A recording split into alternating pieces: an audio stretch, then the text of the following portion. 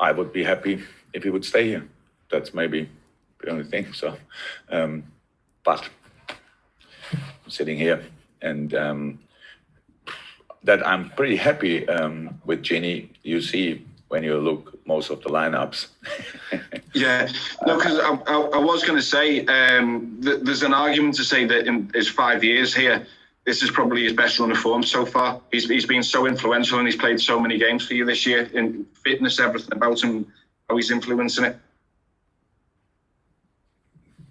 That might be only because your memories are not that good. He played always good. That's why he played the amount of games. I cannot remember a lot of bad games. To be honest, he played for us on plenty of positions, different positions. Yeah, he's in a good moment, thank God. Long may it continue. That's it. But I don't know how many games he played since I'm here, but or since 200, isn't it? He's played 200. Cool. We had only 205 in that time, probably. I think, I don't know. So that's just it's good. It's good, and I there's nothing else to say about it, to be honest. So as long as nothing is decided, everything is possible, and I'm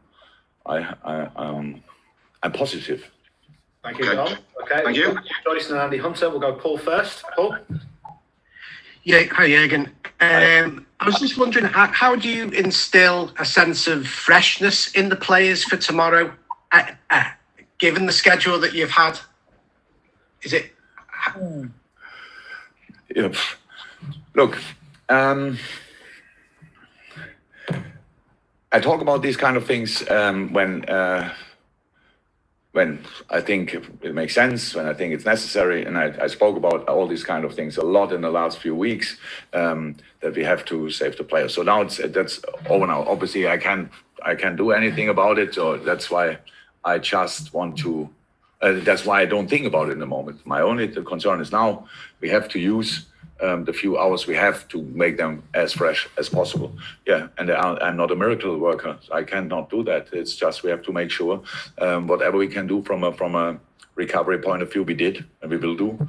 And the boys are fit and good and all these kind of things. And then we have to make sure that we play a good game. So, but what's really tricky is okay. I don't read too much what you all write, to be honest, but.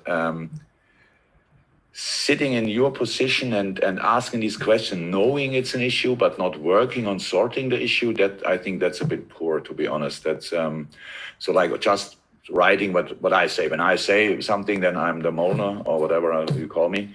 And if you don't say anything about it, then nobody speaks about it. But if you say something, then you write only what I say. Now, with your question, it looks like you think as well it could be quite tough.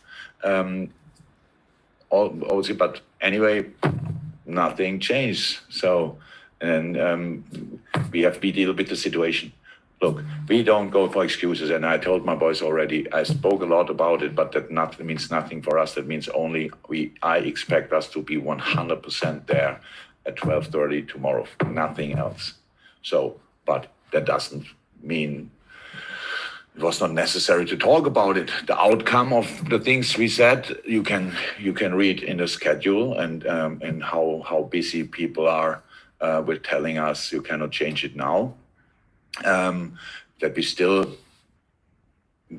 have no other vote about 5 subs, even when we had a meeting where it was clear that the coaches, managers, if you would have counted that day, it would have been at least 15-5, if not 16-4. But we couldn't vote. And since then, obviously, I don't know if something changed or whatever, if they changed their mind or whatever. But that's all how it was. And nothing changed. So why should we talk about it? Andy Hunter and then Dave Maddock to finish the press conference. Andy. Hi, Jürgen. Sorry about this because it is on a similar theme, but I was going to ask what if you could explain the actual specifics of the routine that you have to go through, say today and tomorrow morning for a 12:30 kickoff, different to a normal. Say it was 3:00 at Brighton tomorrow. How would your day be today and tomorrow morning compared to how it is going to be? Oh, come. This press conference being earlier for a start, perhaps. So the routines are only move a few hours. So that's of course. So we played Wednesday night.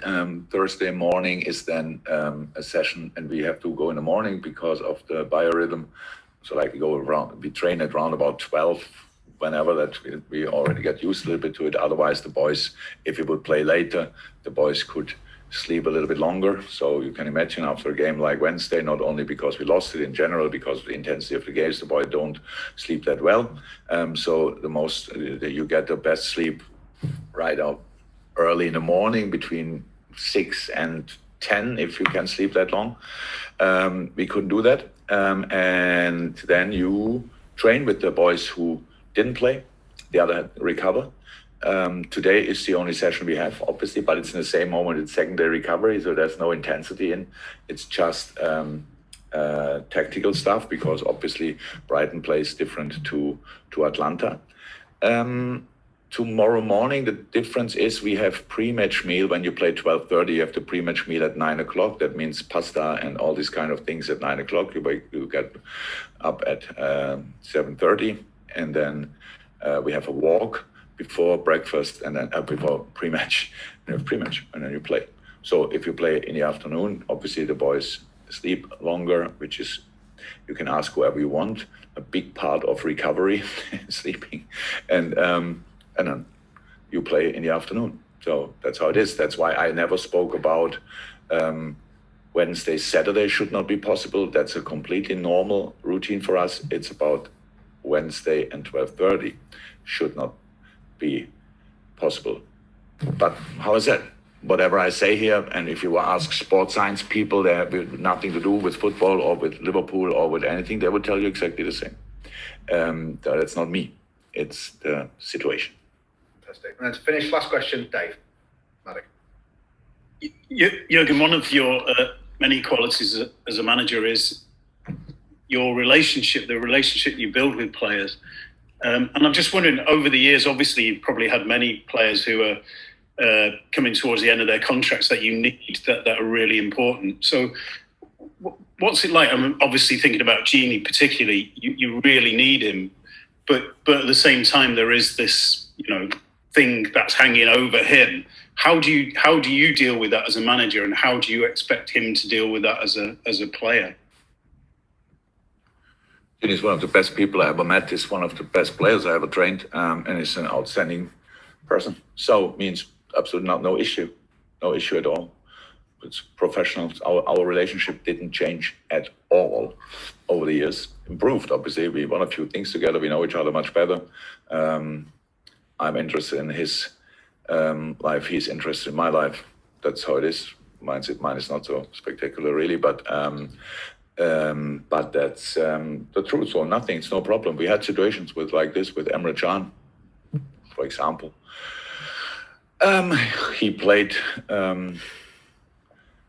He gave his absolutely everything until the last day of his contract. So Gini will do the same, no doubt about that. So no harm for our relationship or ever.